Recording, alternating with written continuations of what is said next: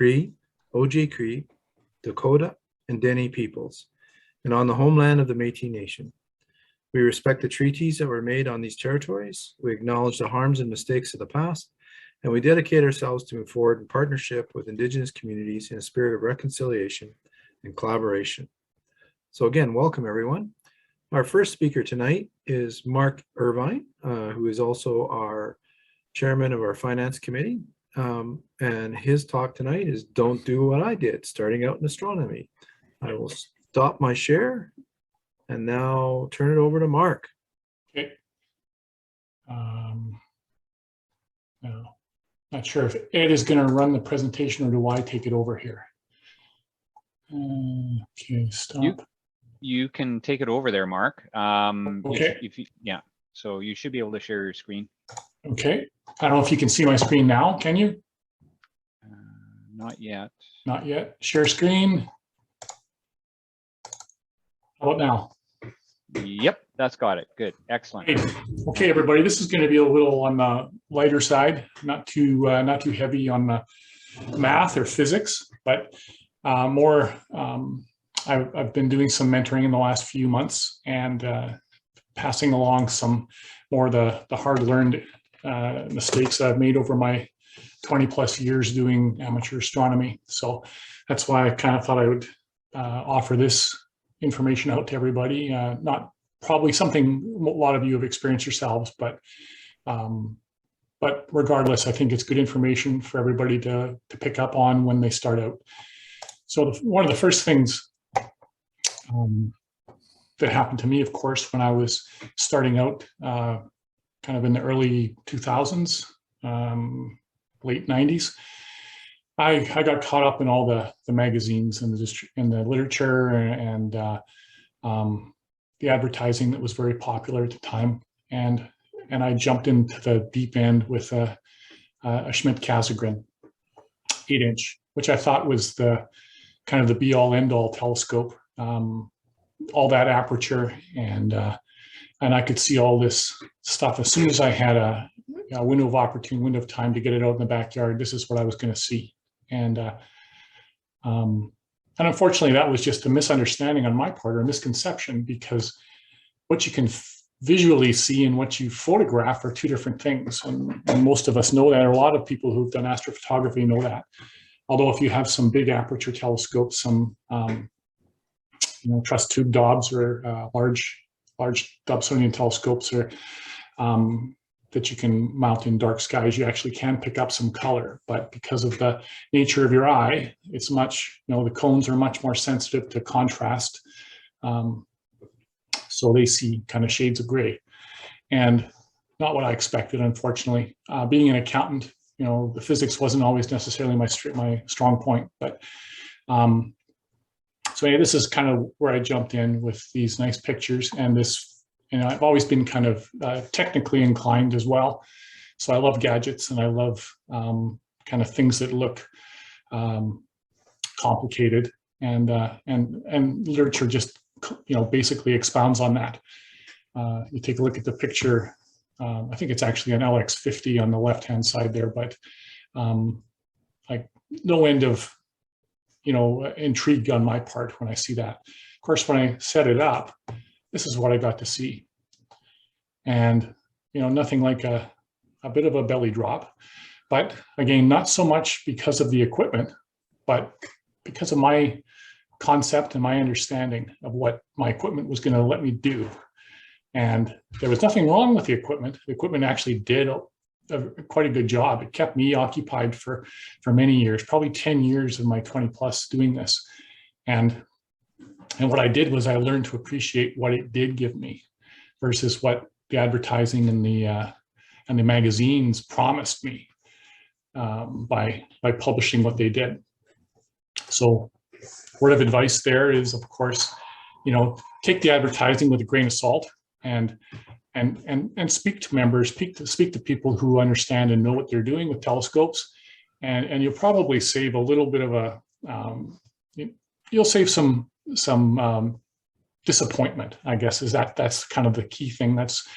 And you shouldn't be disappointed, because these telescopes, even back in the late 90s, mid to late 90s, the telescopes were very capable instruments, and they could deliver a lot of information, a lot of visual effects that we just have to learn to appreciate seeing out our own backyards and where we could get to a dark site.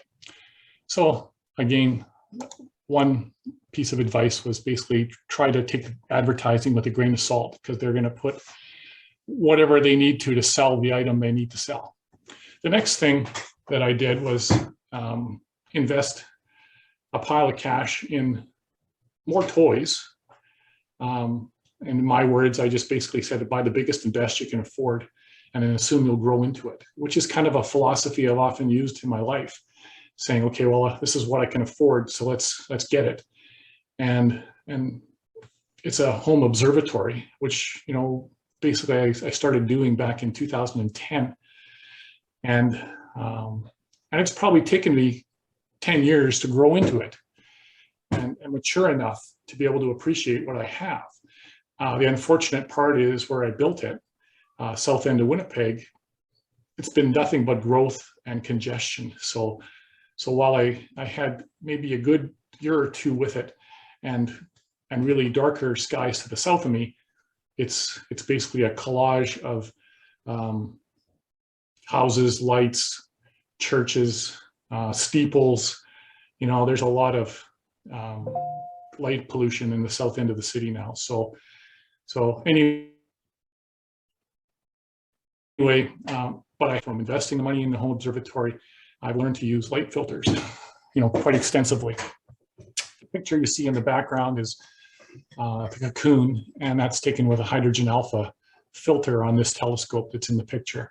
But unfortunately, that's the only approach I have left is, you know, once I've invested as much as I did into this equipment and in the city, is really start to look at things and do things with the equipment that the city allows me to do. And unfortunately, this stuff is too big for me to cart around. I mean, I'm not 20 years younger. I could have done it probably when I was in my 40s and 30s, but you get into your 50s and 60s, and then hauling around a couple hundred pounds of equipment isn't the most thrilling thing to do.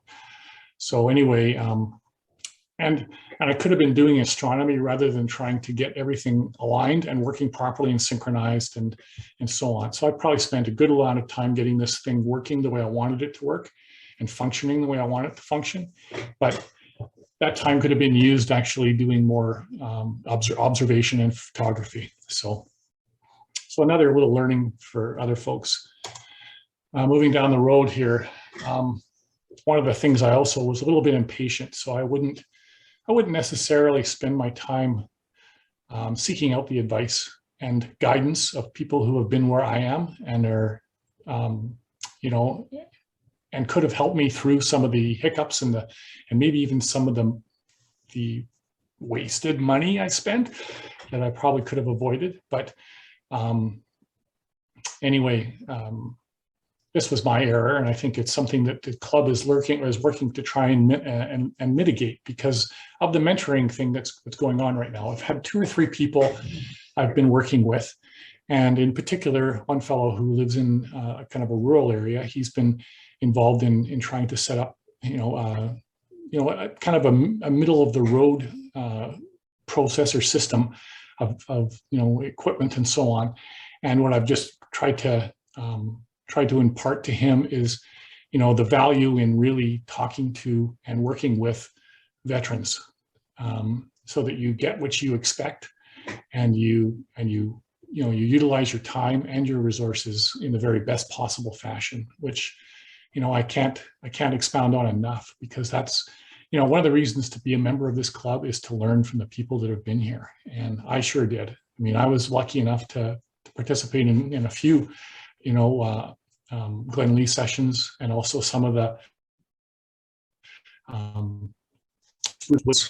deep dark sky parties, and those opportunities are invaluable. And I can't say enough about the value and the experience that the club has if you simply, partake and are bold enough to actually ask and put yourself out there. So by all means, don't it's easy in this kind of a hobby to sit back and listen and assume that what you have to offer and your questions are either dumb or foolish or aren't going to help your situation. They're just going to point out to everybody that you don't know what you're doing. That's what I was like, and I have to admit it. I was the same way. I didn't want to let everybody know how little I knew. So, but it was a mistake. And I think the club is a lot more friendly than you may think, and they're more than happy to step up and help when people are asking for assistance and guidance in different aspects of the hobby. Moving along, I kind of alluded to this one too, because it was me. I was basically a guy who liked to sit in the back row by himself and just listen. But I think I would have, if I participate and ask questions in the meetings, like you'll learn so much more. I mean, and like any other class you've attended in university or college or even high school, I mean, the likelihood is that if you have the question, 3 or 4 other people likely have the same question. And it doesn't have to be a question that basically identifies how much you know. It's a question that really lets people know that you want to learn. And I think that's important. I'm not going to be as, like the cat or the cartoon here is a little bit, kind of, I mean, that's kind of the circumstance that don't be ashamed to ask questions and don't be shy about it. There's nobody in the club who's gonna criticize you for trying to learn something and improve your circumstances and your situation. Like, take advantage of these people. I think more than anything, when you ask questions, people are flattered that you're asking them. Like they expound. Whenever I've asked questions about the equipment, or I've asked questions about somebody's particular area of expertise in the hobby, they're so flattered that you're asking. They're so happy. By you asking a question, you're actually helping the person answer the question by giving them that confidence. There's nothing like speaking about the stuff you do and the things that you've experienced that adds to your level of confidence. And you asking questions and a new person asking questions just actually not only helps you, but helps the person answering the question. So by all means, take advantage of those circumstances and those situations where you have an opportunity to ask questions and participate. Another little piece of advice I had is I had this stuff in my closet already. And I took a jump into the deep end and bought the equipment, the telescope, back in 1999, somewhere in there. And I probably spent as much on the telescope and the equipment as I would have on a really good computer. When I had this other stuff in my closet, just sitting there. And if I had known more and I had talked to people more than I have at the time, I would have been so far ahead by looking at the things and using the things that I have here. Now, this is now the picture of the book. The fellow's using a parallelogram with a pair of binoculars, but I mean, even that's not a necessity. Simply lying back in a lounger in the middle of a summer day and checking out the sky with a pair of binoculars and with maybe a star chart or another guide in your hand to help you look in the right part of the sky, and even to learn the constellations. Like, there's nothing like sitting in a chair and looking up with binoculars and just saying, which constellations am I looking at? Where are they in the sky? What time of the year am I in? And what are the features of those constellations?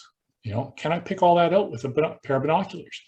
And there are RASC programs where, you can actually do most of your observing and sketching with a good pair of binoculars. And there's club members who do this all the time. And anyway, so I think that's one of the other items of advice that I'd like to pass along, and I have to other folks that have asked, is what's in your closet now? Have you got a DSLR? A lot of people do. Have you got a pair of 7x35 binoculars? Have you got a tripod? Well, all you really need is a little adapter to attach your binoculars to the tripod. And that's like $20, $25. And then if you go a little further, you can actually take that camera of yours, attach it to a tripod, and you can do star trails. That's a fantastic amount of fun. And that's a camera and a tripod, stuff you already have. And you're learning by looking even at the star trails, the constellations make different star trails. So take advantage of those things and use it to learn the hobby. Moving along. One of the other things that maybe I didn't know at the time, and is invaluable, is that I assumed that used equipment was poor equipment. And not all used equipment is in perfect condition, for sure. But the quality with which much of our astronomy equipment is made means that even used equipment is typically in excellent condition. And it's, and you're going to get a significant cost saving. These are four sites that I often go to. The Canadian site, Canada Wide Buy and Sell. And you can see on the title, there's different countries that also have buy and sell. Cloudy Nights and Astromart are both American. And then of course, there's the Facebook group. So by all means, these sites are invaluable. And what I've also found in going into these sites, when I reach out to the people selling the equipment, like they're also tremendously knowledgeable. They know their stuff, they know their equipment, they know what it does. And frankly, if they don't know what it does, maybe that's the reason they're getting rid of it. But the most of the people I've talked to know exactly what their equipment does. They tell you why they're getting rid of it, and if it's a good fit, they're more than happy to to dicker with you on these different items that you're interested in. So by all means, you might search the websites and you might search different stores, but before you commit, check out the used market. Make sure you aren't double paying for something that you wouldn't have to. Now, I don't mean to undercut the local astronomy retailers. There's certainly benefit there, but because we want the astronomy retailers in our market, because there's nothing like being able to actually touch and feel a piece of equipment. However, if you're just starting out and you have a limited budget, and there are other people who are moving on in their hobby and need to move their equipment. So by all means, take advantage of these sites. One of the other areas I've kind of experienced some trepidation in is different accessories. Now, I've used bino viewers as an example. I remember, I think years ago, talking to one of the veterans about bino viewers and how they give you kind of a feeling when you're using them, in particular on the moon, like you're actually in orbit around the moon. Well, as soon as I kind of got that sense and that discussion point with that person, I went out and bought them. I didn't check to make sure that they would actually focus with my equipment. I was fortunate. I had a Schmidt-Cassegrain telescope, and actually I could make use of those bino viewers, but I had a couple other friends who didn't have Schmidt-Cassegrains. They had Newtonians and refractors. And there was a lot of work, and one of them couldn't get it to work at all. So by all means, do some research before the next shiny thing that you see, you strike out at and try to incorporate into your toolkit. Do the research. Make sure that you don't have to you don't have to stand on a ladder on the top of your house and have to look inside the objective of your telescope, or inside the eyepiece of your telescope in order to see things in focus. It's the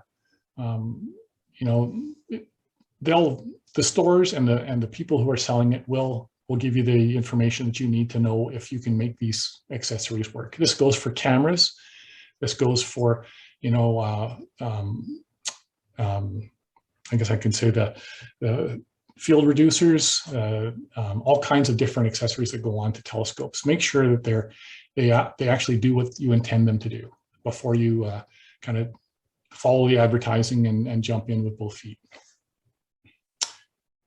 One of the other things that's important is that whenever you decide to take the plunge with the telescope, don't forget that you're going to have to move it. You're going to have to take it where you want to observe with it. Or like I did, you're going to want to try and set up a structure that is permanent. But you can see from these pictures, there's quite any number of situations where people are, having to maneuver these behemoths into a spot where they can use them. And if this isn't something that you you intend to do, and you're consciously making a decision to do this, then keep it in mind that these things look attractive and the advertising is there to make you buy it, but using it and getting it to a place where you can use it is going to take some research and some thought. And I think that this is important information to have. You can see the fellow with the wheelbarrows, and there's one fellow who I think he's modified a wheelchair to move his telescope around. So I think these things are important to understand and to appreciate, and help you make your decisions about what to do next in your hobby as far as equipment.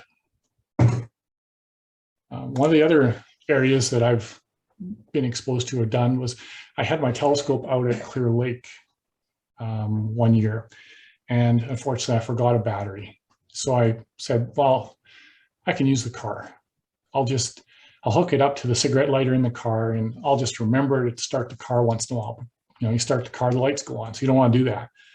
Well, sure enough, what happens is, the car has trouble starting, because I ran telescope motor, I ran dew heaters, I ran, any number of accessories and objects off it, and the battery drained out. So this is really an easy thing. Like don't fall back on your car battery to run your telescopes and your other feet, in a pinch, maybe, but you really don't want to be on a dark sky site and then having to start your car and flash the lights in order to keep the battery charged. So this isn't a good idea. And unfortunately, it's something that I've experienced. So in the January, I think I put in an article into the Winnocentrics that described how to build batteries, and batteries that you can carry around the field that have good amp hours associated with them, and perform the way you need them to perform, and do the things that you need them to do. One more slide here, or a couple more, sorry. I know it's getting close to 7:30. And then this is just more a kind of a point-by-point thing. There's no exception for learning the astronomy basics, like right ascension and declination. The first thing when you have a motorized telescope, or even something with setting circles on it, something that's rudimentary, you're going to need to know up and down, left and right, and how to navigate in the sky. So there's no substitute for this. In certain circumstances, people that are new with their telescopes, and they try to auto-colliminate them, or not colliminate them, but auto-polar align them, and you see them facing down. While there's often a hemisphere switch somewhere that people have neglected to change, or they've changed it by accident. So there's things like this, that you need to understand. Are we working in the north hemisphere or south hemisphere? What constellations are up in the sky? What should the telescope be doing? I mean, if anybody's used a GPS and said, okay, well, the GPS tells me one thing, but maybe the GPS isn't updated or something wrong. GPS takes me one way, but I know for a fact that if I go that way, I'll end up on the, in a dead end somewhere. This is kind of the thing that helps to have the basics before you start to turn on the key on your telescope.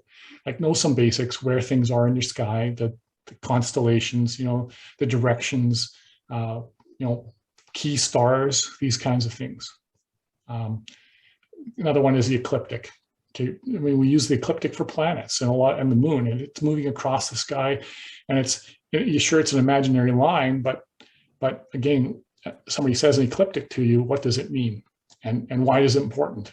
Well, these things are important because how do you know if your telescope's working properly if you tell it to go see the moon or Saturn or Jupiter or one of the smaller planets? If it's not moving along the ecliptic and you know where the ecliptic is, then there's something wrong, and you need to fix it.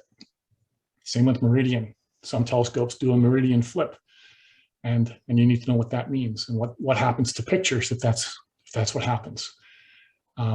Life at the business end of a telescope makes a lot more sense when you have some basics.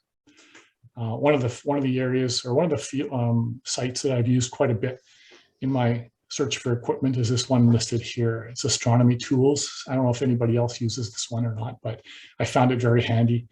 And it gives fields of view for various combinations of visual equipment, telescopes and cameras, as well as photographic telescopes and cameras and eyepieces. So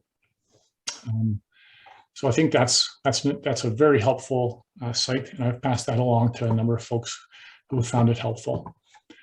I guess my last site now, or last slide, is kind of talking a little bit about what I did maybe when I was in my teens, and I bought my first telescope from Consumers Distributing, $40, and that was kind of me on the roof, and I just remember being up there and nearly freezing my hands, and this spindly telescope stuttering away on the edge of the roof. And my parents basically just thought I was nuts. And it was the last, I did it once, and then that was the end of my rooftop scanning or observing. But it was just a really dumb thing to do. And I think the likelihood is that I don't know if anybody else would even think to do this, but I actually found an image of somebody doing it on the internet. So I can't be the only one. Anyway, that is the last slide of my talk tonight. And I don't know if anybody probably out there can share these experiences, because I'm sure I'm not the only one who went through this, but hopefully it's been of some value to you. I appreciate you listening. Thank you. Thank you, Mark. Does anybody have any questions of Mark? You can either put them in the chat or just unmute your mic and ask.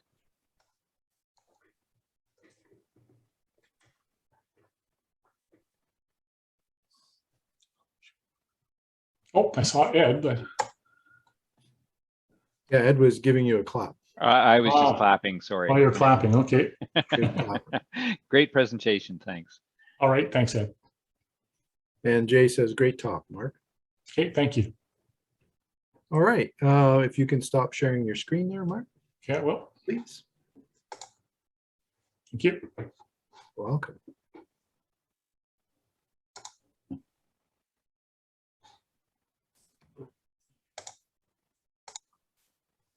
And again,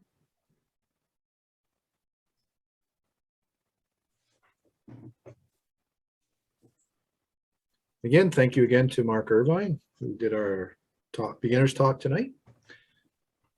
And I'll just move into our meeting since it's time to start. So tonight, as we already just experienced, Mark Irvine was our beginner session. I'll be doing some announcements and talking about volunteer positions. What's up? Brian Stack will be giving that, and what's new will be Dr. Michelle Boyce. We'll have a little break about halfway through, and then after that, we'll have our main presentation, which is going to be determined as we speak, because our main speaker wasn't available, but I believe Scott will be coming in to do up a follow-up on one of the presentations he did earlier in the year. Let's see. All right, so just keep everybody in the loop. The bylaws are still being worked on, a lot of work being done to tweak a few things, and we still expect that sometime in August or September that we'll present them back to the membership. We're still planning to do a Mars geology field trip this summer. Towards the end of the month, I will contact our presenter and see if we can pick a date where people will go out and see some of the places that they take the astronauts and that to actually look at the geology. We are still looking for volunteers for meeting presenters. Anybody who would like to do just like Mark did tonight, the beginner session or any one of the sessions, they can just let us know, reach out to us and contact me or any of the members of the council. We have our loaner scope coordinator is Mike Caracas. And Mike wanted me to let you know that we do have several jobs that are available. And now it's quite a bit easier that COVID restrictions have been eased up significantly. So if you're interested, please reach out to Mike Caracas or through the website.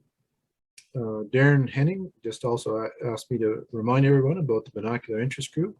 It's going quite well. There's 10 to 13 members there that are meeting virtually and a little bit together once in a while. So again, Darren Henning is the contact for the Binocular Interest Group. Once we do know that we're able to get back together and have regular meetings at the university, lots of people made it clear that they really wanted to see us continue with a Zoom format. We are working through the process of figuring out how well that can be done with our equipment and what's the best way to do that. So the council's working on it. We do expect to have in-person meetings at some point. And when we do, we will continue with some sort, either Zoom or some other format, to be able to allow our members to continue to be remote and participate in the meetings. So that's really good. Public events, yay! It's really good to be able to talk about actually a series of public events. So the first one that I'll talk about is May 6th, and it's going to be held in conjunction with the Manitoba Museum at the Planetarium. And it's from 7 to 10 in the evening. It's a part of the first night event downtown. So it's quite we're not sure how many people we're going to get there or meet that. But again, it's a joint venture, and as part of our strategic plan, we identified certain organizations like-minded organizations that we want to continue to grow relationships with and build. And certainly the Manitoba Museum, and in particular the Planetarium, is one area. So if you're interested in volunteering for this, please contact us, and we'll keep you up to date on the details. Parking will be reimbursed, and they'll have snacks and drinks for those of us that are volunteering down at the Planetarium that evening. The following day is actually Astronomy Day, May 7th. Our first event's going to be at Chapters, Polo Park, and it'll run from 10:30 to 4:30. So there'll be a display inside where we'll need some volunteers to talk about things there and show books and volunteers. And outside, we usually have a few scopes set up for solar observing. And in the past, it's been pretty good, actually. As long as we don't have a cloudy day, people are quite interested and like to see the different things, and it's really quite a nice day. And when it's really sunny, we can actually get quite tanned, as the case may be. The one year we got quite warm. That evening, things are still being worked out, the final details, but out in front of McNally Robinson at Grant Park is going to be an evening event. We haven't set the time yet because we're still coordinating with McNally Robinson and Grant Park Mall for the details. But again, this will be a public event, and McNally Robinson is quite excited to partner with us on this event. So we're looking forward to it quite a bit. Another event, we haven't set a date yet for it, but council has agreed, provided we can get the volunteers, is to set up an Artemis public outreach.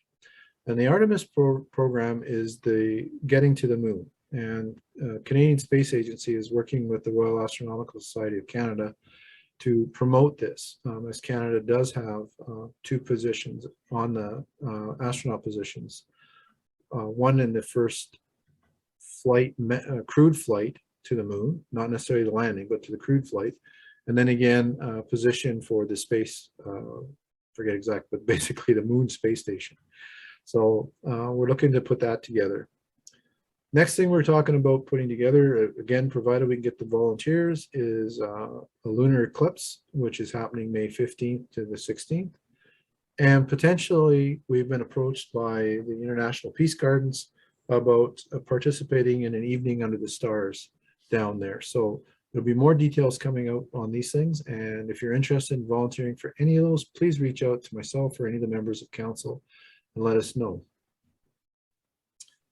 Okamic Marsh it's now running regularly and no restrictions as far as number of people there for their astronomy night. The next one is the 21st of April at 8 p.m.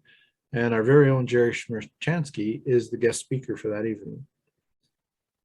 Just so you know, Glenlee and flood forecast, it's being monitored by the council, by the observatory committee. And if there's anything, or we have to close Glenlee, we will update you through the website and the email list and let everybody know if we have to close it down because of the flood. But at this point in time, the flood watch and flood forecast, we're not too concerned about having to shut down Glenlee at this point. As we all know, that could change with just about anything. We did, again, working with like-minded organizations, we bought corporate memberships at Okamic Marsh and the Manitoba Museum. Now we send out an email to the membership, letting them know that if you care to have one of these memberships, we will do a draw if we need to. But if you want to participate in the draw, you have to email myself at dennis.lyons.3@gmail.com, and I'll put your name on the list, and then we'll do a draw next week. Spruce Wood Star Party, just if you haven't seen it already, it's on the website. There's quite a bit of information there, and that's the weekend of the 1st to the 5th of September 2022. And Sylvia Graca is the coordinator for that event, if you have any questions.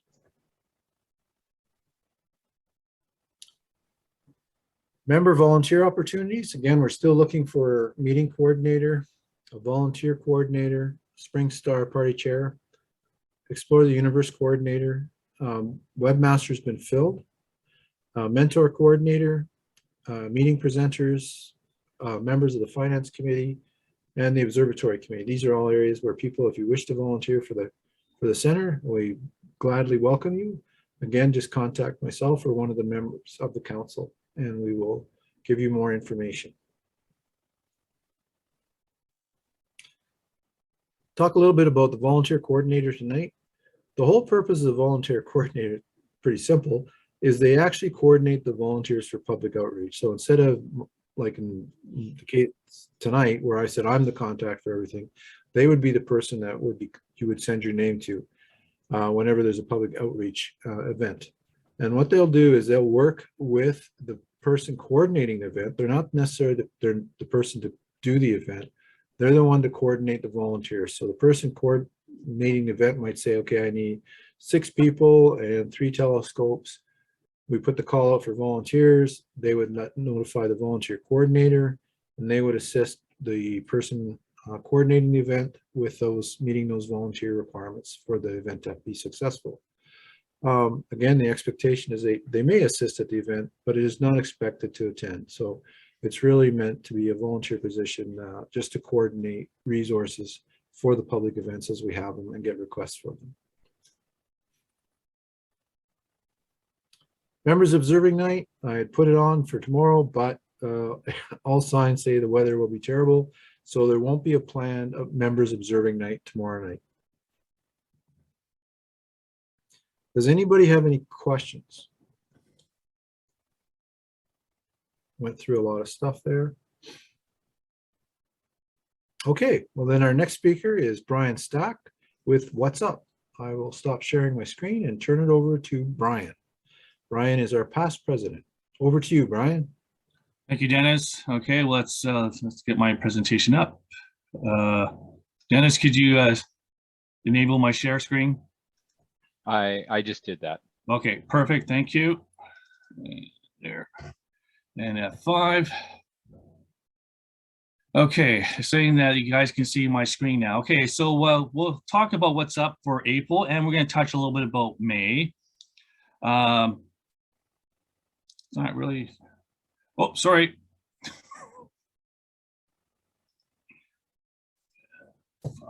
There we go. Sorry. Okay, let's try this again.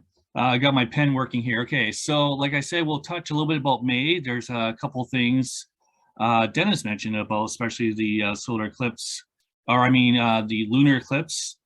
Okay, let's talk about a little bit about the planets, and let's start off with Mercury.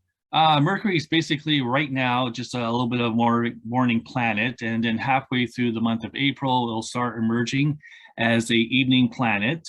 I'll talk about Uranus and Neptune for next, because Uranus and Neptune basically are just a little too close to the sun. So you won't be able to really do any kind of observing, especially Neptune would be too close to the sun and in the morning twilight. Now, the interesting fact about Venus, Mars, Jupiter, and Saturn is this month they're going to line up. Yes, they're going to be early in the morning, but they're going to stay pre-line up starting April the 19th. So I'll show you more about that in a second. So let's start next. Okay, for April events, of course, we do have the Lyric meteor shower coming on April 22nd. I'll talk a little bit more about that later. We do have the full moon on April the 16th. And as for the 24th, 25th, and 27th, Mars would be 4 degrees north of the moon, and Venus and so forth. Again, I'll explain that more about in greater detail with some pictures. The new moon is on the 30th of April. Now, as I mentioned, these planets do start to line up around April the 19th. As you can see here, it's pretty early, just before the sun starts to rise. Let me see if I can still do this. No, I can't. Okay, it's not marking the way I wanted to. Okay, so as you can see here, we do have Jupiter, Venus, Mars, and Saturn, and we do have the moon here early in the morning.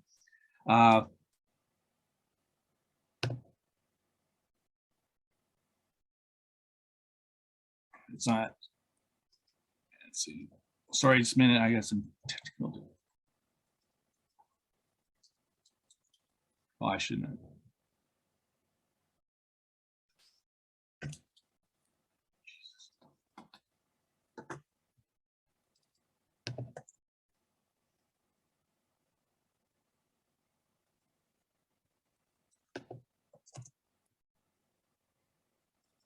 Ed?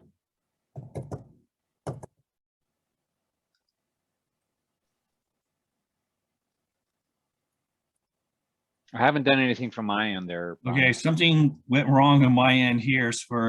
It just quit for some reason. PowerPoint, hit F5, and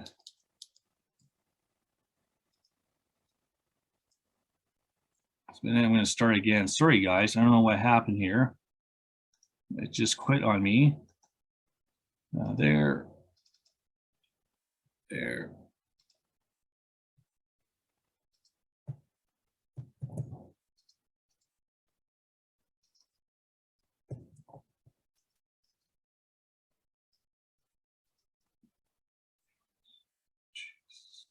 That was good.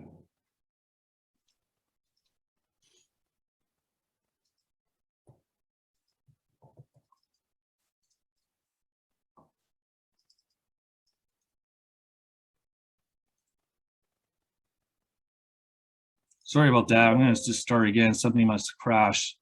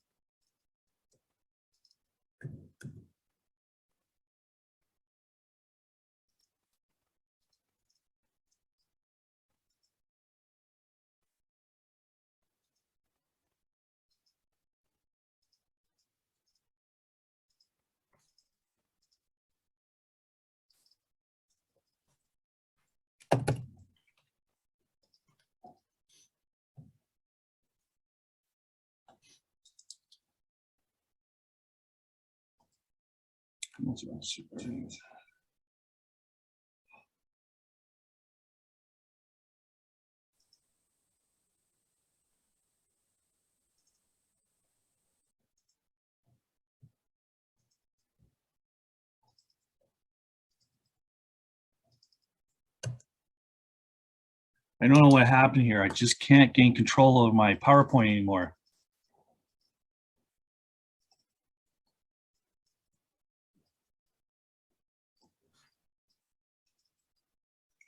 You try just clicking on your slides?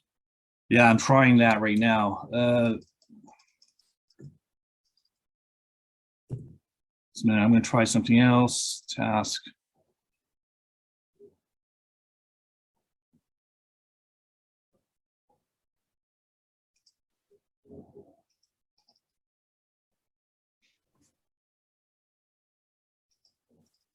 Maybe you should close PowerPoint and restart it. That's what I'm trying to do. Okay. Task. Yeah. You have a peanut gallery here that giving you advice.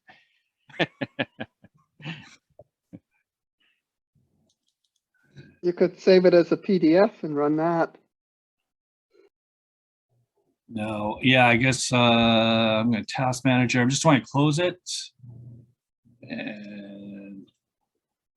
And task, and then I'll end task. Yeah, it stopped responding.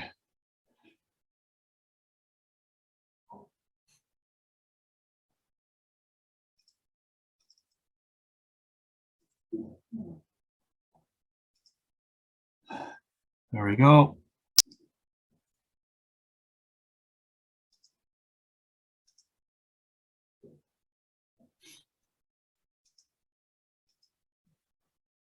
Oh, shoot, just a minute.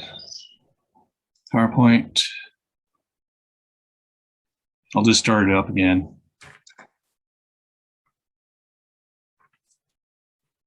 There we go. Cancel.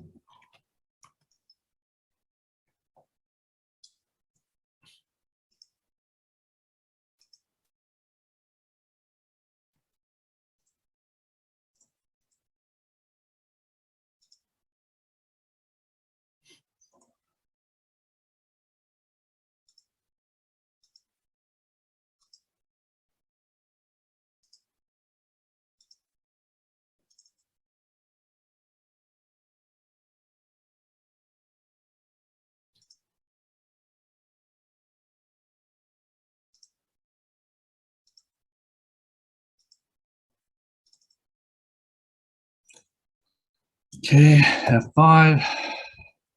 Okay, thank you.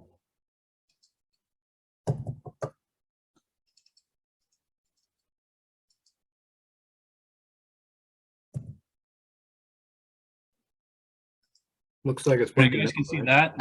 Yeah, it's working. Well, it's not the way I want it to work, but anyways, okay. So again, what I was trying to say earlier, okay, we switch over to the 25th. Again, we get a little bit of crescent moon and it'll start moving over. As again, you can see the planets are lining up. And then on the 26th, again, we get a little bit more of a crescent moon. Again, the planets are still pretty lined up. I'm gonna try that, no. It's not working, okay. So something I should have rebooted my system. Okay, I'm going to talk about this, the Pleiades with Mercury. As you can see here, I have no horizon. It's pretty low in the sky. So it's not going to be really observable. It won't be get dark enough for us to see it, but it is there. If you manage to get there with some clear horizons, then maybe be able to see it. As for Lyric meteor shower, it's expected on April the 22nd. Now that's kind of like a Thursday, Friday kind of thing. The point I want to make is it's only like 10 to 20, but we do have a second meteor shower happening at this time. So you got a pretty good chance of seeing something on those nights. As it says here, it's active between 16 and the 25th of April. And I do mention right here, the created meteor shower that's going to be active again between 19 and May 28th. So again, we're going to have a really good chance of seeing something happening. Now, if you do happen to observe it on Thursday night, so you can see here, we do have a little bit of twilight. I did mention here, I don't think my pen's going to work here. Oh, it does work now. Okay, great. So you can see here, I'm going to erase this. Yeah, okay, now it's working. So twilight begins at 5:44 a.m. So the moon doesn't start to rise until after 3 a.m. in the morning, and it's about 50% on Thursday. So I rather see it on Friday because I don't have work the next day. Again, twilight's going to begin around 5:42 a.m. And the moon's not going to start to rise till closer to 4 o'clock in the morning. Okay, so one thing I kind of noticed about is the solar activity that's happening. I definitely see an increase, so I decided to check it out. As you can see here, the red line represents the predicted value, and then we have the actual values here. So the predicted value is currently for the month of March was 34.1, and the actual was 78.5. So it's definitely increasing. As you can see here, we're in cycle 25. So we're definitely going to get a increase of solar activities. And it looks like we're blowing the bell curve as we speak. Now, one thing I will mention about, I'll touch a little bit about May. Of course, we have the Aquarius meteor shower happening on May the 5th. Of course, our meeting's on the 13th, and we have the total lunar eclipse, as I mentioned earlier. Totality is going to start around 10:30 p.m. on Sunday. So let's talk about the meteor shower. It says 60 here, but of course, from past experience, we don't really get that much. The moon doesn't start, the moon will set around 1:28 a.m., but it's only going to be 17 brightness. So if you do stay up, that's great. Here I am going to talk about the lunar eclipse. Did I did it twice here? Okay. So as I mentioned here, it's we're going to lose part of it early in the morning. I mean, in the early evening here, it's going to start, but the totality is going to start around 10:30 at night, and it's going to end around just before 2 a.m. in the morning. Now, what about the forecast? Well, it doesn't look promising. It looks like the weather is going up and down in terms of temperature, but starting next weekend, it looks like the temperature is going to drop right there. As for the cloud coverage, we're not going to have much here. We do have some clear skies tonight, but we do have some rain in the forecast here. And then we do have some snow because the temperature is going to drop down starting on Thursday. So we are expecting some more snow. So let's hope for the best. Maybe the weather will change. So that's all I have to say for what's up for the night sky. Thank you.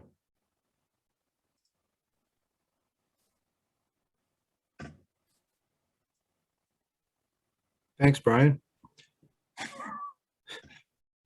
And next up is Dr. Michelle Boyce with What's New.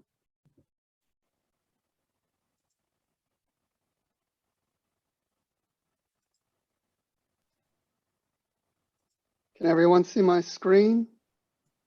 Yep. Okay. So I figured I would look at Earth crossing asteroids. So it'll be a bit of what's old, what's a bit new, and what's coming. So this is just an animation from NASA of Earth crossing asteroids. And of course, it's not really that dense. The solar system is very big. So this is just because of the scale, it looks like we're doomed. But you can see the asteroid belt here, and then Mars, the red line here, and then Earth. So the blue stuff coming in is the Earth crossing asteroids. So there's two types of Earth crossing asteroids. There's the Apollo asteroids, which basically swoop through the asteroid belt and come down around in the inner solar system around Earth. And then there's the Aten asteroids, which are inside the orbit of Mars, but cross Earth. And then, of course, we have Mars crossing asteroids, but since we don't live on Mars, I figure I'll skip that one. Okay, so around 2013, the known population of asteroids is around 15,000 Earth crossing asteroids. Potential hazards are considered greater than 150 meters across. The Barringer crater, which is an example, it was a 50-meter impact, and that left a just over 1 kilometer hole. That is on my list of things I'd like to visit. And then this is a census that was done by the WISE Space Telescope, Wide Field Infrared Survey Explorer. And each one of these represents 100 of this size. So this little picture here represents 100 asteroids that are 1,000 meters or larger. And you can see then there's also an estimate of how much is left that, using statistics, how much they think is left. WISE did an initial survey around 2011. Then 2011, they did a NEO-WISE, which is near Earth objects. And they found a total of 158,000 asteroids or minor planets, and then categorize them such as this. So the green is the updated statistics of what they think they missed. And you can see these suckers that, even down here, these ones that are somewhat problematic, those are kind of hard to find. And then the ones less than 100 meters are next to impossible to find as you get smaller. People remember the 2013 Russian events. You can find it all over YouTube and news channels. This thing came through the atmosphere and shattered windows and knocked people, the shockwave knocked people over and so forth. That impact was a 20-meter meteoroid just cruising through a town. Someone has their mic open. I can hear them breathing. And we have this one here, which is 2.5 kilometers, Totatis, and it was 1.5 million kilometers, which was considered a close call, 2014. And then we have this DA15, which is 50 meters wide, and that came well within the orbit of the moon, 28,000 kilometers, and the moon is 380,000 and some change kilometers away. Then everyone can remember the Tunguska event. Well, remember, no one was there to see it. They could hear it in towns far away. And then eventually they found this flattened forest, and it turned out there was no crater, so this thing must have exploded in the air, and they estimate that was a 30 meters across. Then there's the dinosaur killer. I believe it was Alan Hildebrand who came to Ottawa RASC when I was a member there and gave a talk on that, and he had samples of the Cretaceous tertiary boundary where you can find iridium, an iridium layer, below which you see plant life and stuff, and above which you see nothing. And it's all over the Earth. And this impact, the impact was about 10 kilometers across and left a crater estimated to be 180 kilometers across. And this happened about 66 million years ago, and was strongly suspected to be the dinosaur killer. There was at the time quite a bit of debate whether it was volcanoes and stuff, but this seems to be the more popular theory. And an interesting thing about the Chicxulub crater is that there's all these little cracks here called cenotes and sinkholes and tunnel systems. And so if you're a scuba diver or a swimmer, you can actually go to Mexico, and this is like 3 weeks before they started shutting down all the airliners, so I got back in time. Otherwise, would have been a very expensive vacation. So this is a cenote, which is a swimming hole, and it's pretty deep, nice and cool. You can't see the bottom, but it's a lot of fun to swim in.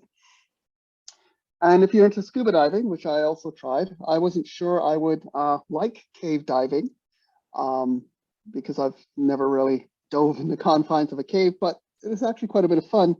So this is the entrance hole, and there might be some flashlights you can see down there.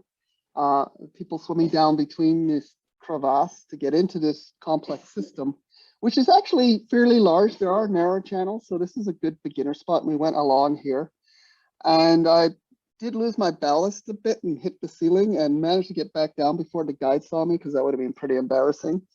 So we went along here and came back and stuck our heads up here and saw bats in a cave and then came back up. But it's a really extensive system. So I've just mentioned a few impactor events. So the Chicxulub event is, roughly, it happens every 60 million years or so. And, and then we can see here the Tunguska event. And so somewhere around every couple of million years, you get largest impactors. So we're trying to do a survey of the sky to make sure we defend ourselves. So the Earth is actually littered with lots of craters. There's over 100 craters of less than a kilometer in diameter. And then larger craters. The Chicxulub crater is really kind of, the Earth has weather, so it covers up the craters. And this is another place I'd like to visit, which is the Manitowoc Reservoir, which you can see from space. But apparently it's kind of a difficult drive because there doesn't appear to be many gas stations. So what are we doing about these impactors? Well, we're trying to figure out what they're made of and their composition and how they behave. And I believe I'm going to have to stop sharing for a second because I need to share with sound. Yeah, so I'll just share again. Oh, my presentation appears to still be running. That's good. I think. Come on, mouse. Oh, yes. So OSIRIS-REx rendezvoused with Bennu. It'll be returning in 2023 with samples from this, but it's a very detailed mapped asteroid, and they want to see if they can predict its trajectory. And so this is just a little 2-minute video on asteroid Bennu. In 2135, a potentially hazardous asteroid called Bennu will make a close flyby of Earth. During this encounter, our planet's gravity will tweak Bennu's path, making it a challenge to calculate its future trajectory and the odds of a potential impact late in the 22nd century. Why is this hard to determine? Well, we know how gravity works, but there are still uncertainties in Bennu's trajectory that will be magnified by the close encounter. In addition to gravity, asteroids can be pushed around by non-gravitational forces, like the Yarkovsky effect. When sunlight strikes a rotating asteroid, the day side heats up. As the asteroid turns, the night side cools down and releases the heat. This exerts a small thrust on the asteroid, which can change its direction over time. The Yarkovsky effect is challenging to model, but it can make a big difference in determining where asteroids end up. Because we don't know exactly how the Yarkovsky effect will perturb Bennu's orbit, we have limited knowledge of where Bennu will be as it approaches Earth in 2135. Scientists thus have to consider a range of possible trajectories, depending on how strongly the Yarkovsky effect is pushing on Bennu. A few of these trajectories line up with regions of space called gravitational keyholes. If Bennu were to pass through a keyhole, Earth's gravity would bend its path in just the right way to cause an impact on a subsequent orbit late in the 22nd century. The odds of this actually happening are quite low, but scientists want to know as much as possible.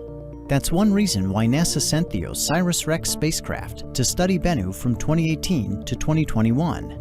OSIRIS-REx greatly improved our knowledge of Bennu's position, density, thermal inertia, and other properties that can influence how its orbit will evolve over time.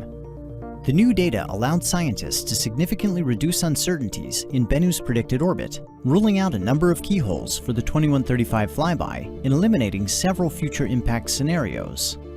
While Bennu remains a hazardous asteroid, we can now make better models of its orbital evolution thanks to OSIRIS-REx. This will allow us, and our descendants, to better calculate Bennu's risk in the decades and centuries to come.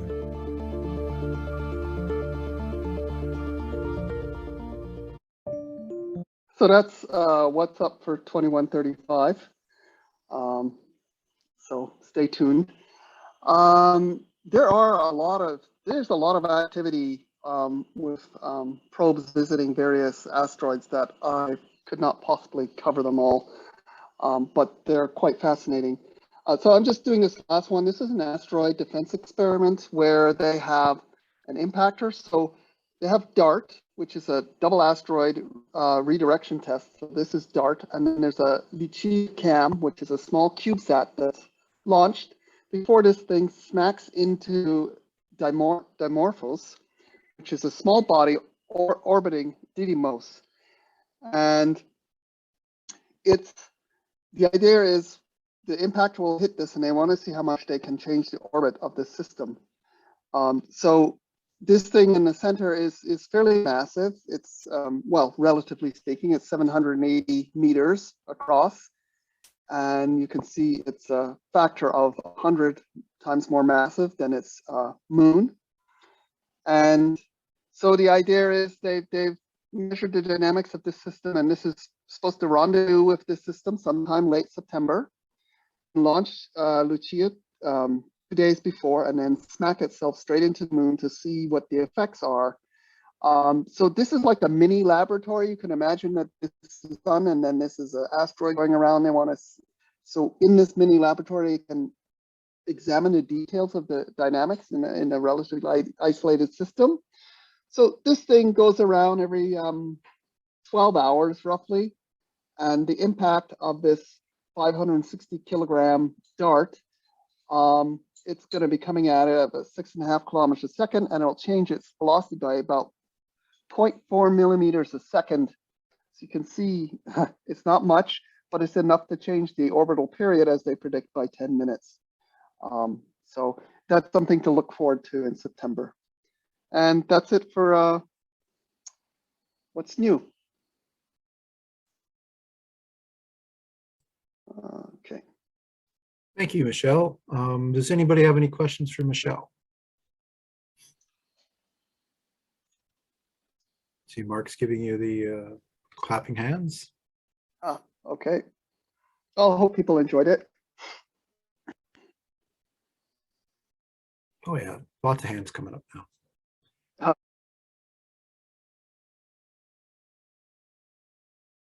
Scott being able to come in and fill in where we had an unexpected change in our agenda for this evening. As was mentioned in the email that went out earlier today, if you saw that, we had planned on having Bill Hood, who is a Canadian geologist, do a talk about geology on Mars. Unfortunately, he was not able to attend tonight, so we will get him in at a future date. And as I said, we are very fortunate to have Scott able to fill in on very short notice. And I believe, Scott, your presentation, it's about planetary video, is that correct? Yeah. Basically, I dabbled with planetary video and did a talk, maybe a year and a half, 2 years ago. And going back and looking at it, I realized that I actually got way better after I gave the talk. So I have much better images now. Great. Okay. All right. Well, without further ado, Scott, go ahead and take it away. Great. Okay. I'm just going to, if you can spotlight my video, because everything comes through my camera feed, Ed. So if you can, is it spotlight or is it pin? Spotlight for everyone. There we go. That's what we need. All right. So hi, everyone. I'm Scott, and I have dabbled with a variety of different parts of astronomy. I did some visual observing and sketching, and I did some CCD and photography and things like that. And then when Mars was coming a couple of years ago, I decided I would try some planetary imaging. I had seen some great images online of all these amazing planet things, and I thought, hey, I want to try that. So I discovered this technique called lucky astronomy, essentially. It's where you take a whole bunch of pictures, and most of them are garbage, but every so often you get one that is just perfect, and you keep those ones and you throw away 99% of them, and you wind up with good images. So I figured that, flukes counts. I've built my career on that. That's I can do that. So I got into high frame rate imaging. So this was the image that sort of did it for me. This is a Hubble image of the planet Mars, and it's amazing. I mean, it's a real world. It's not like what we see in our telescopes where it's this tiny little red orb with maybe some dark markings on it and maybe a polar cap. There's craters, there's big basins, there's all sorts of detail there. Now, of course, we don't have Hubble Space Telescopes. We're not up above the atmosphere. We don't have the ability to do that kind of stuff. Or do we? This is a picture by Martin Radcliffe, who's down in Kansas.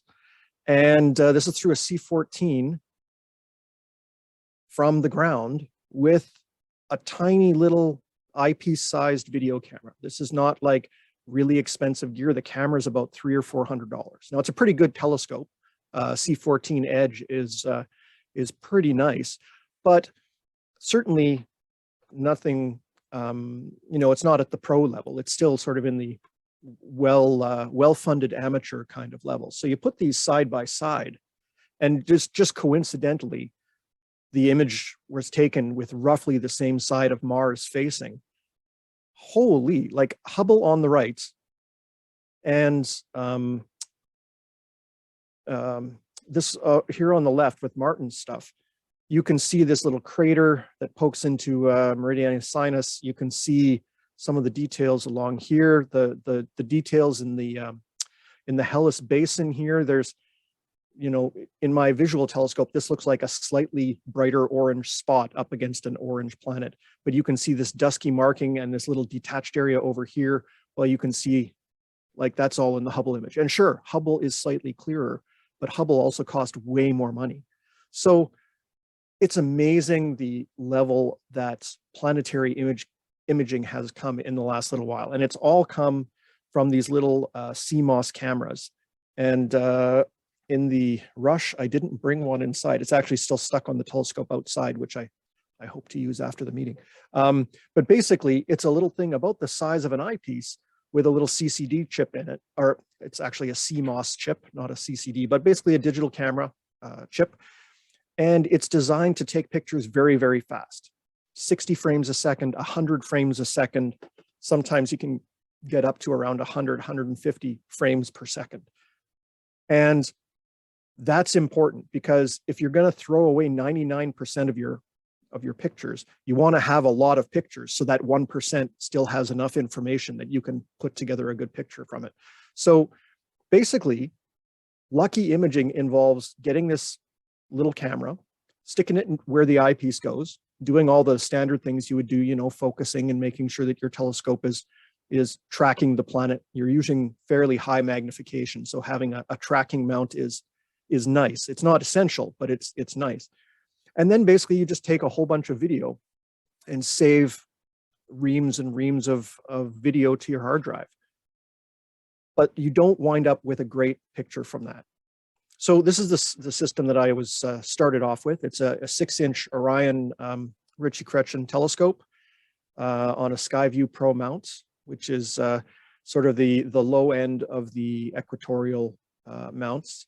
I have the highly technical polycarbonate dew dispersal system. You stick your laptop in that, and the Rubbermaid bin basically prevents dew from forming on the laptop. It forms on the outside instead.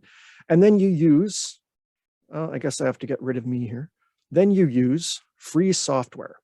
SharpCap is the software that I use to take all the pictures. It basically has everything you need to run one of these cameras. So, and there's the first camera that I was using, this little gold orange thing here. It's a one-shot color camera. So that means it's like a digital camera. It's got green and red and blue filters on the little pixels, and it's a matrix of them that basically you take the picture, and then as it spits it out, it basically puts the red and green and blue together, and you wind up with a color picture. It is, I think, Michelle, you got this same camera about the same time that I did. What did we pay for? It was like $200 or something. Yeah, it was 100 off. You put me onto it, and that's right. Yeah. So yeah, we got it on sale. Yeah. And I know that it is, it's discontinued this particular model now. Everything has gone up a generation, but you can still get a reasonable one-shot color camera for a couple $100. I think the center had one out at Glen Lee a long time ago, if I'm not mistaken. I don't know where that wound up, but as far as accessories go, it's not the most expensive thing you could buy for your telescope. And plugging this into the Meade at Glen Lee is pretty impressive. So there it is. It's a tiny little chip. I got the color one because I'm doing a lot of things with the planetarium where we're doing live streams. And I wanted to be able to show a color image without having to do a lot of processing. So the images aren't as good as they could be if I was to use a black and white camera and filters and go through all of the processing after the fact. I kind of wanted that live color feel. And so that's why I wound up with this camera. There's a bunch of software that you need to do all of this, but it's all free. SharpCap runs the camera. There's a program called AstroStackert that basically looks at all of your thousands of frames. It sorts them based on how clear they are, and then it throws away the ones that aren't any good. It lines them all up and it stacks them on top of each other. And what that does is each of the pictures has electronic noise in it, the sort of staticky kind of background stuff. But if you add a bunch of pictures together, that random noise cancels itself out. Basically, it averages out, and all that you're left with is the real image of the object without any of the camera artifacts. So you stack a whole bunch of frames, and that gives you a much clearer picture. And you're also only stacking the frames that were clear to begin with. So, you know, when you look through a telescope at high magnification, things sort of ripple around and you got sort of heat waves and all that kind of stuff. That is sort of thrown away. You're getting rid of all the bad moments and you're just keeping those few split seconds of nice, clear visibility where you can really see a lot of detail. And then the more of those you have, the more you have to stack. After you've stacked them in AstroStacker, you use Registacks. Registacks can do stacking as well, but it's got this other thing called wavelet processing. This is the part that, as far as I'm concerned, is a bit of black magic. I mean, it's math, but it's still black magic. There are some sliders and you adjust the numbers and weird things happen to the picture. And you can basically get detail that you never would have seen in your picture. It processes the image and brings out really fine detail. I know that there is probably someone out there that can explain the mathematical underpinnings and how it works. That person is not me. And I kind of don't care because I've learned which knobs do the things that I like and which knobs to not touch. And that's pretty much good enough for me. And then finally, there's a piece of software called WinJupos. You don't really need it, but it's a kind of a neat thing because it lets you take pictures that you've taken over the course of a night when the planet has rotated that you're watching, Mars or Jupiter or whatever, and it basically compensates for that rotation and lets you stack up more and more pictures. Because basically the more pictures you stack, the better your image is going to be. But if you're taking too long of a set of pictures, the planet will move and then you can't stack them up because the rotation of the planet will blur things out. So this WinJupos program basically compensates for that. Mark, is AstroStacker similar to AutoStacker? It is in fact AutoStacker. I realize that I have called it the wrong name. It is AutoStacker, not AstroStacker. Thank you for that. Let's see. And Abdul, yeah, the software is free to compensate for the actual cost of the gear that you need to have. That's true. Nothing's really free when it comes right down to it, right? So it's called lucky astronomy because if you took a random video frame from your camera, this is Jupiter. This is what it looks like. There's not a whole lot there. And this is not out of focus. This is not on a particularly bad night. This is just randomly picking a single image from the video feed, just basically hitting save as the picture goes through. It's pretty terrible. I mean, you might be able to see that there's the cloud bands of Jupiter going across there, but that's really it. Oops, that was not meant to happen. Let's go there. So you get this individual frame, that's not going to do it for you. But you record a whole bunch of them, you feed it through the software chain to start getting the good versions. And then you start to get something like this. Okay, this is a little bit better. You can at least tell, first of all, that it's Jupiter. You can see the cloud bands there, some subtle shading. There's some kind of lump over here maybe and another one over there. It's still kind of fuzzy though. So this has been aligned through AstroStacker and it's also been stacked through AutoStacker. Then you feed it into Registacks to do the wavelet processing. And the difference is pretty spectacular. Basically, the detail appears. Now it was always there. This isn't stuff that is sort of the software making it up. It's actually finding that detail and enhancing it and suppressing the blurry stuff, essentially. It's kind of like unsharp masking in a way, which is something that people might be familiar with, but, and then I've color corrected it here just so that the colors match a little bit better. And so now we can see you've got the planetary belts across. There's a festoon here going into the equatorial zone. That's what that one lump was. And then this other lump here is actually a shadow of one of the Galilean moons. The moon was just off the side here, but because we're taking very fast exposures, you can't see the moons in this particular picture. So this is the kind of result that I got when I was starting out a couple of years ago. And I was pretty blown away because, I mean, I'm used to seeing pictures like this or taking pictures like that. And you know, I was pretty happy with that in the old days. But now you suddenly see things like this. Have I got to the Hubble level? Not yet, but let's see where we can go here. So my first round basically was in the end of 2020, and Mars was at its closest point. Jupiter and Saturn were coming together in the evening sky later on. There's Uranus off to the side there. I mean, I mostly did that one just for an exercise, just to see. I wasn't expecting to see any detail. Mars is great, Scott, says Mark. Thanks. Yeah, I was really pleasantly surprised. When I was growing up, Mars was one of those planets that you were always waiting for, because most of the time it's too far away to see too much detail. You want to wait for those oppositions every 26 months or so, and not all oppositions are created equal. So sometimes the opposition is sort of at a large distance, and so Mars still is pretty small. But then in 2001, I think, we had that Mars opposition where it was really big and close, and it was amazing. But I was still using visual stuff back then. These CMOS cameras didn't really exist at this level, and certainly none of this software did.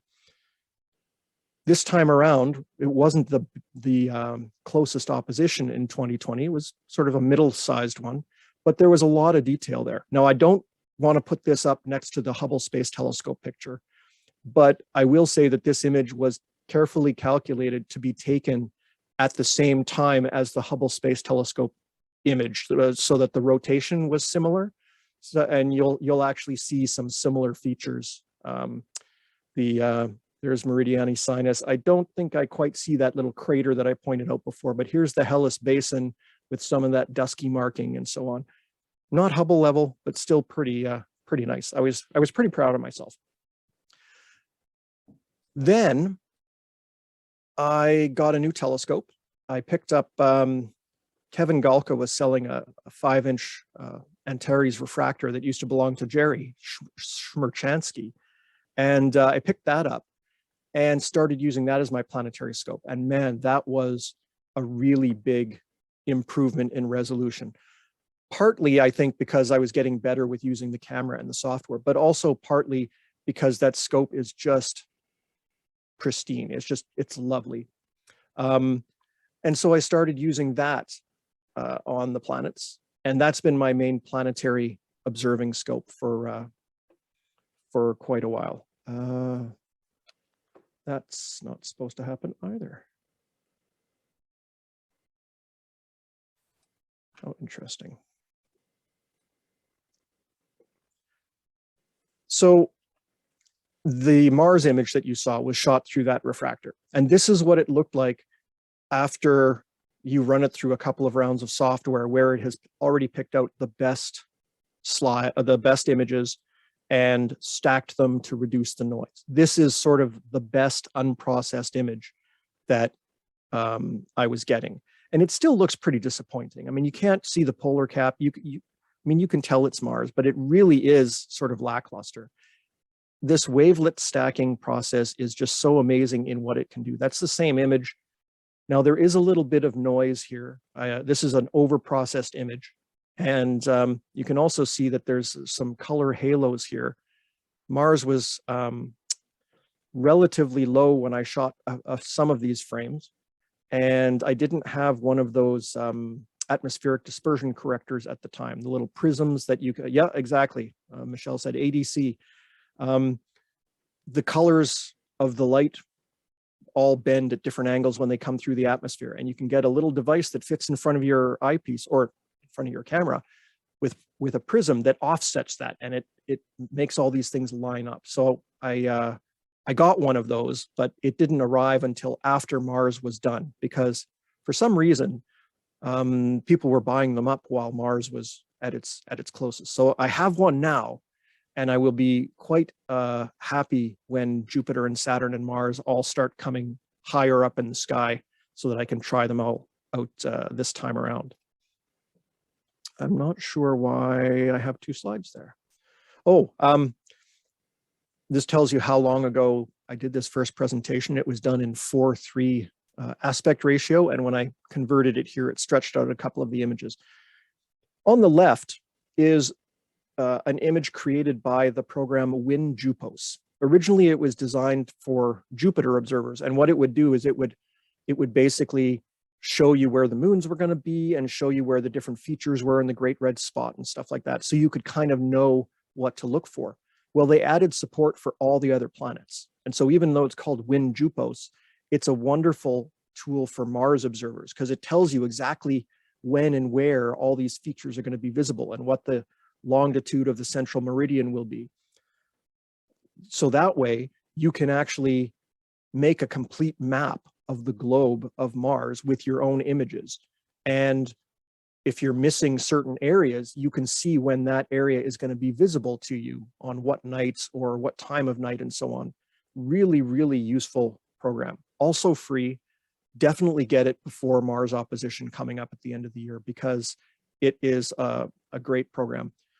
It also does the derotation that I was talking about, letting you stack a whole bunch of images together, and it will take your images and turn them into a globe of Mars so that you can actually create a map of the whole planet with your own images. At the time, I didn't know any of that. I was just using it to see where the moons would be and where the different features were and stuff like that. So very, very useful piece of software. So these were some of the Mars images that I got. You'll notice the color is way off. I never really figured out the color balance side of things. It's really an art form to get the colors to sort of match. And you can also see basically the improvement in my focus technique as we started off. Literally October the 6th was the day I got the camera. And so that's my first light image. And then you have, you know, the next day looks quite a bit better. A week later, it also has a different part of the planet is visible there. And so as we go around, there's the eye of Mars, the Solus Lacus. That is quite a distinctive feature. And then later in November, things kind of go bad. And I thought, am I messing up my focusing? What's going on?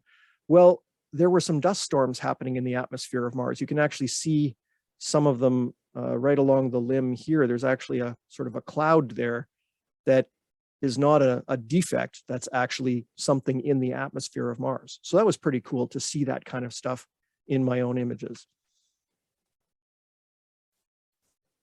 I also wanted to see if I could track down the moons of Mars. This is a challenge because Mars is so bright and the moons are so small and faint that you really have to catch them when they're as far away from the planet as possible. And there was one night when both of them were at their maximum distance. So I used WinJupos to figure out when I should be ready. And then I basically took some images with Mars just outside the field. And rather than taking a whole bunch of images, I took one long image, more like you do for deep sky observing. And so here's the stretched out image from WinJupos scaled to match the image that I got. And you can see Mars is way, way overexposed there.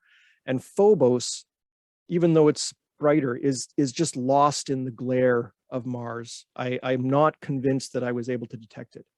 But Deimos, for sure, that's it there. So I imaged one of the two moons of Mars this time around. And yeah, I can't convince myself that Phobos is in there, even though that's what the almanac says. Michelle's saying, yeah, you need to use an occulting eyepiece. I think that would work better.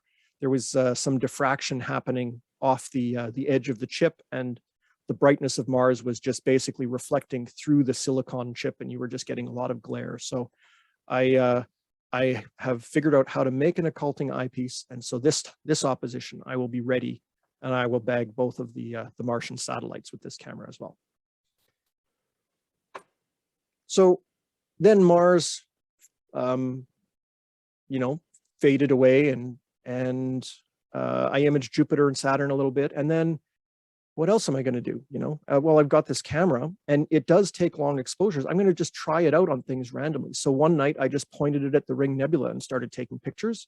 Yeah, this is with the same camera, the QHY 224C, And it's got this great thing called auto stack or live stack. So what it does is it takes a short exposure, maybe 5 seconds, 10 seconds, so that your tracking doesn't matter too much. The stars here, I wasn't guiding or anything like that. It just takes a short enough exposure and you get a little picture. It doesn't show the ring nebula very well, but then it takes another picture and adds it in, and then takes another picture and adds it in. And if the stars have trailed, it actually automatically moves the things to line up. So it automatically keeps adding exposure time. And this was after about 5 minutes, I think, tracking on the ring nebula. At first, you could hardly see it. And afterwards, you wound up with I mean, this is by no means a great picture of it.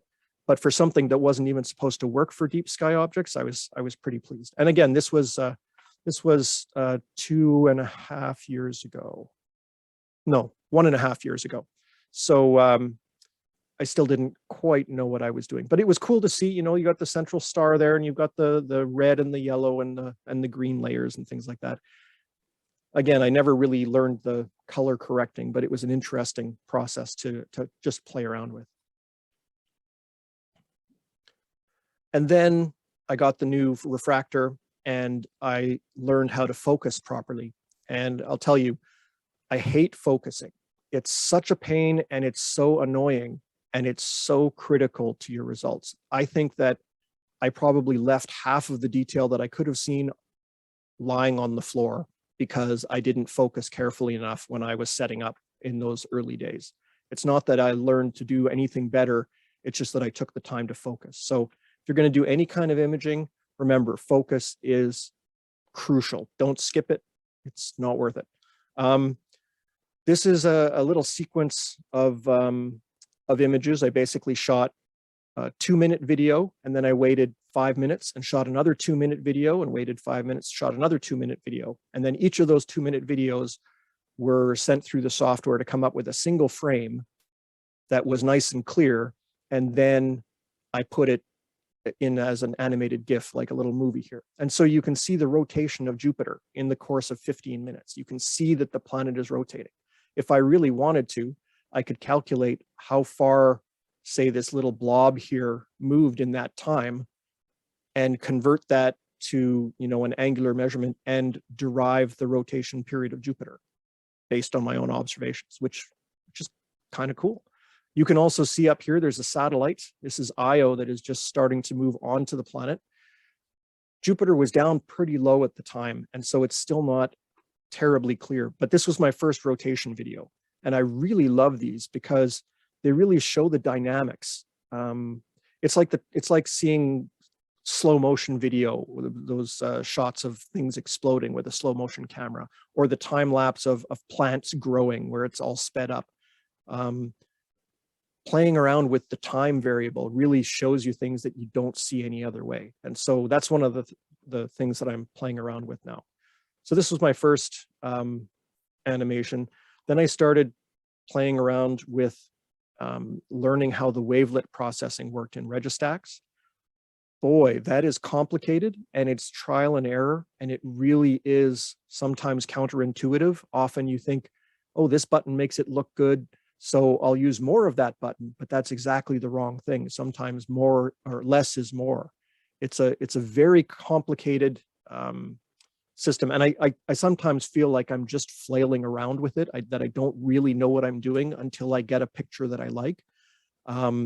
Because it is, you know, theoretically very complicated.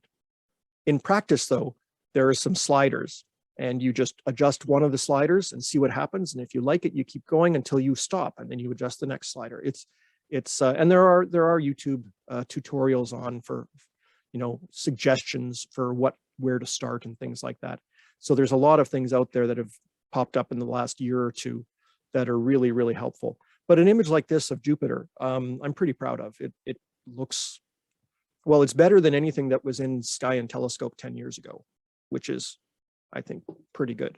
And back in the days when I was first trying to sketch the planets and then photograph the planets on film, I would have killed to have an image like this. So, and it really didn't take that much work. That's the great thing. It wasn't hours and hours and hours of processing to get a picture like this. Every picture you get just gets a little bit better and a little bit better as you use the software.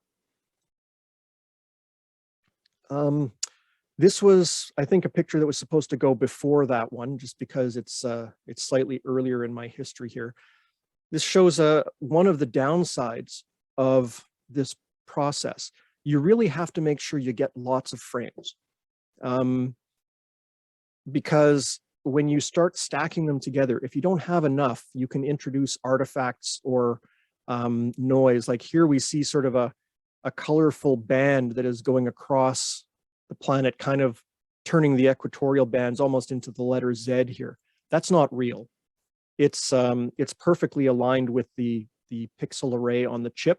That's one of the hints, and it's a color difference kind of thing. I'm not sure where that entered the image, but it's not real.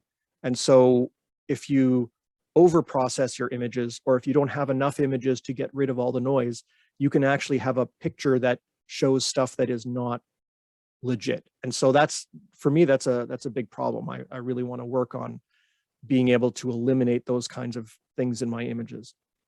But even still, like the color shading through this image, there's a lot of detail here, and it looks very different than the image just before. Which colors are correct? I don't know. There aren't very many easy ways to calibrate them so that you know for sure that you've got a true color image, because the camera doesn't respond the same way as the eye does. You can get close, and I'm getting better now that I've done some reading on it and done some practicing with it. But it is still a little bit of an art form.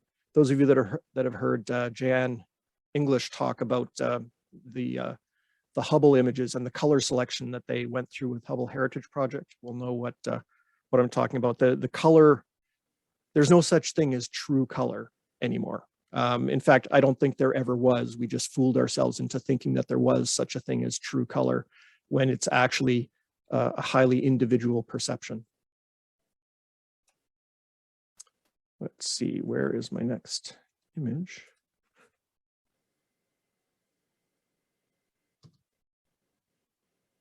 And the computer is hanging? No, okay. That's interesting.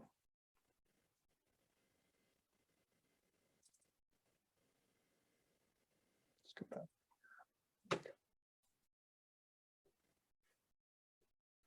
So I then began playing around with, I bought a black and white version of this camera. I wanted to do some deep sky imaging, but I didn't want to spend $1,000 on a good camera. And so I got an inexpensive, basically what camera that's designed for guiding. And I started using that to be able to do deep sky imaging, like that image of the Ring Nebula that I had. I thought, well, I can do some of that. And so I started taking more and more pictures with these inexpensive cameras, and with the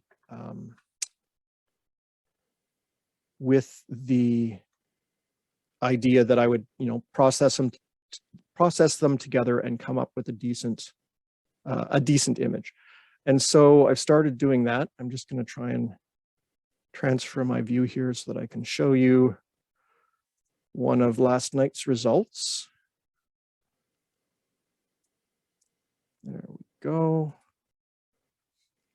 So this is a shot of the Hercules cluster that I took last night, basically with an 80mm telescope, not an expensive telescope. It's about a $300 scope and a $300 camera. And it's pretty nice. I mean, there are lots of way better images out there, but I'm pretty happy having created this image myself. It didn't take hours and hours of work. I set up the telescope, pointed it at I did the polar alignment and things like that, pointed it at the Hercules cluster, started taking 1 minute exposures, because anything more than that I was overexposing. And then you just walk away for 20 minutes or so.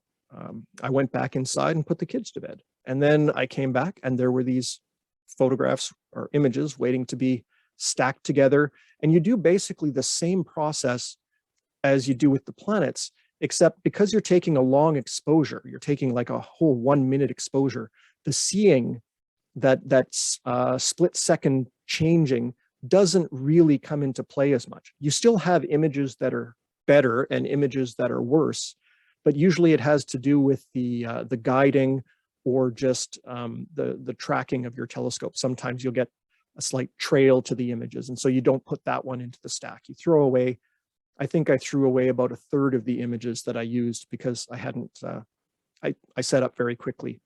I think with some care, or if you've got a good polar alignment, you can probably get much better results with your guiding and so on. So again, this is with the same planetary camera that I will be using on Jupiter and Saturn, and got a nice picture of M13, which worked out pretty well.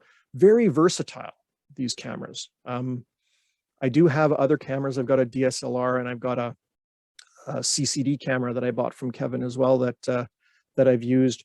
But these little CMOS eyepiece cameras are so easy to use to get pretty decent results that I'm not sure that I'm willing to put in the time and effort to get good at, you know, all of these other sort of very specific things. I've got these one black and white, one color camera that I can use for planets, I can use for deep sky things, and it's just easy and fun. And I guess that's what I'm most excited about, is that, you know, I had a great time doing all of this. It wasn't a chore. It wasn't like a difficult kind of thing with a lot of software or a lot of computer stuff or things like that. I spent a bunch of time under the sky, threw it all together in the computer, and there we have it. So if you're thinking about doing any kind of imaging, I highly recommend one of these little CMOS cameras, one-shot color or black and white. And you can even use them in a telescope that doesn't have tracking.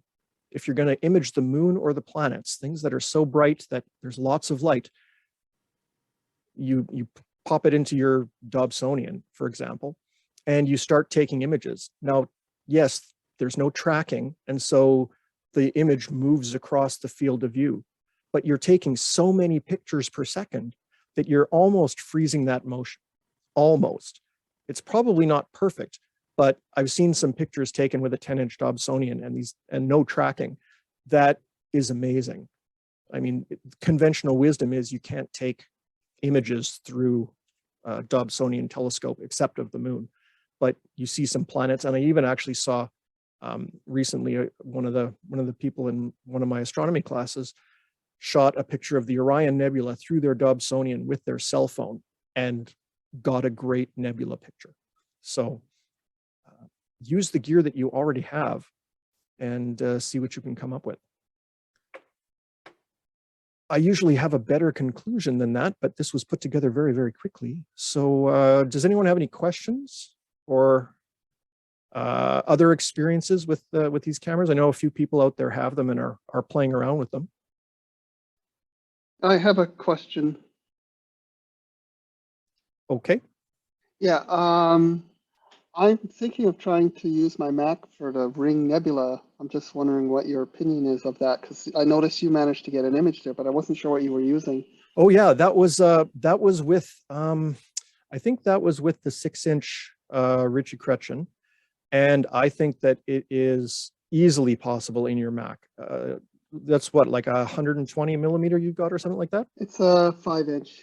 Yeah. Oh yeah, for sure. You for sure you can use that camera in there, and I mean, even with a 15 or 20 second exposure, you would see the outline of the ring, and then if you use the live stack feature, it'll just build up the color. Yeah, no, absolutely. Okay, great. Yeah, I'm looking forward to seeing the picture. Well, that's on my project list of things to do. Yeah, I know you've got a few things on the go right now, right? So Mark is pointing out Abdul is getting great moon results with his cell camera. Yeah, absolutely. That's the real revolution, I think, in astronomy imaging, has been those cell phones. I remember one of the lunar eclipses that we were out at Assiniboine Park in the before time, and I had my photo rig out there, the 80mm refractor and the tracking mounts and the DSLR and all this kind of stuff. And then I had my little Dobsonian beside it to show people the eclipse, like, because it was a public event. And I'm clicking away and people are looking through the telescope, and this, I don't know, 10-year-old girl comes up and she's like, hey, can I take a picture through your telescope? And I kind of, you know, I stifled a laugh and I said, yeah, no, go ahead, see what you get. And she just, you know, stuck it to the eyepiece, clicked, looked at it, threw it away, didn't like it, took another picture and got a better shot than anything I got that night. She just happened to have hit like a perfect moment of seeing and had her hand perfectly steady. It was amazing. So cell cameras can be exceptionally powerful. Oh, here's a question from Cliff. Does the software work on Mac? Michelle would be the one to talk to about that, because I know you've had to find the versions of similar software to work on the Mac. I don't use a Mac, but Michelle, what changes have you had to make for your Mac software? Well, the easiest one to use is, I think it's called Lycos or Linkios, but it's not as good as the software available for the PC. That being said, there's something called Wine Bottle, and if you struggle with it, you can get the PC software working on your Mac. But I haven't tried that. Oh, okay. Yeah, you can Google wine bottle, wine glass, and what it does, it's a software that allows you to run Windows software on your Mac. So. Wow. All right. Any other questions? Okay, well, I plan, now that the observatory is open and now that, you know, things are getting a little more relaxed, I do plan to head out and try and do some planetary imaging at Glen Lee in the near future. And well, I'm not going to go when the planets are only visible at 5 in the morning, probably. But, you know, once they start getting up into the evening, I do want to head out there and just plug this into our observatory telescope and see what we can get. So if people are interested, drop me a line. I'll put you on the list and give you a heads up when I'm heading out, and be good to show people, you know, what you can do. And like I say, if someone knows where, like we had a little eyepiece camera many years ago, I think, that was out at Glen Lee. So if someone knows where it is, then that would be great. Just you have your hand up. Yep. Oh, I didn't know if you could see it. I popped the link for the one that I use for the Mac. It's the easiest one to use. It's Excellent. Linkios, and it does everything in one.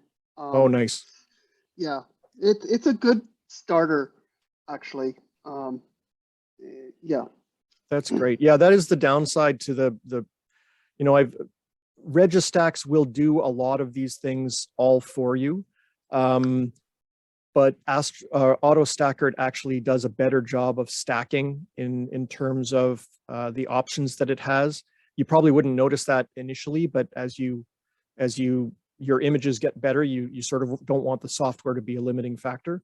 And so I went from doing everything in one piece of software to now having 4 or sometimes 5 pieces of software that you use to you know, convert them from one format to the proper format that the next one can read, and so on and so on. And it does turn into a bit of a chore.